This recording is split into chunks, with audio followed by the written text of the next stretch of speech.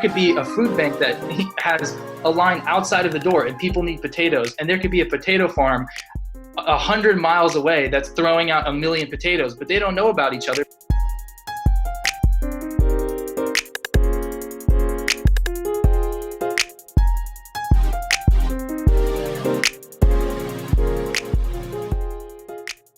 But all of that together, we shipped almost 250,000 pounds of food. We basically, cold called as many different farms as we could in Los Angeles County and other states. We eventually found a farm in Oregon that was dumping, rebearing millions of pounds of onions.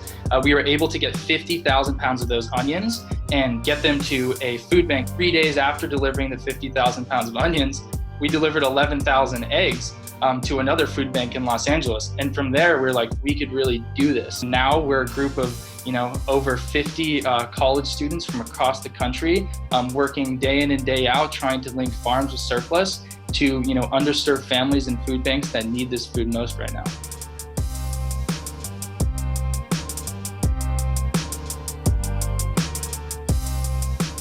This country is amazing, but I think it also has a lot of flaws that were only really exacerbated by coronavirus. And I think food insecurity and the supply chain between farms and restaurants and food banks is one of them.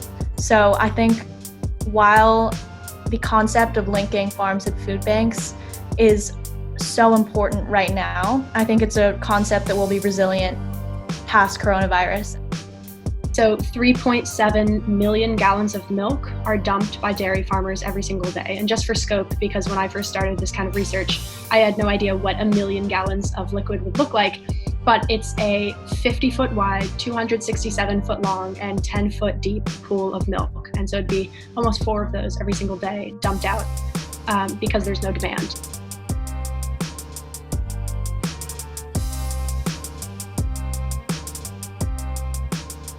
Right now, a lot of farmers are having to rebury the crops that they spent so long cultivating. So what we do is we just go in and we give these farmers an incentive.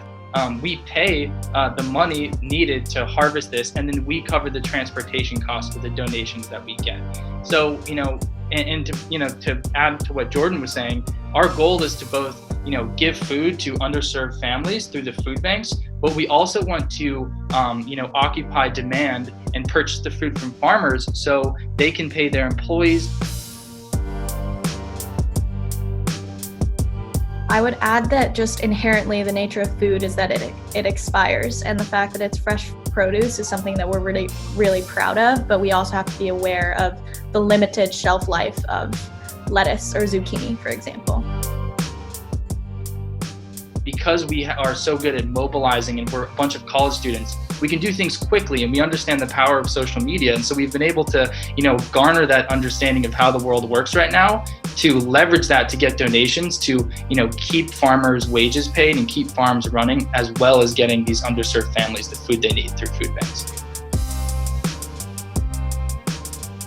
So that is our ultimate goal, is to ensure that we have a system that works so flawlessly that we can focus primarily on the places that need it most. And so we were particularly excited that we would be able to serve a community of Indigenous folks, and looking specifically at food deserts, underserved populations is something that's on the forefront of a lot of our minds.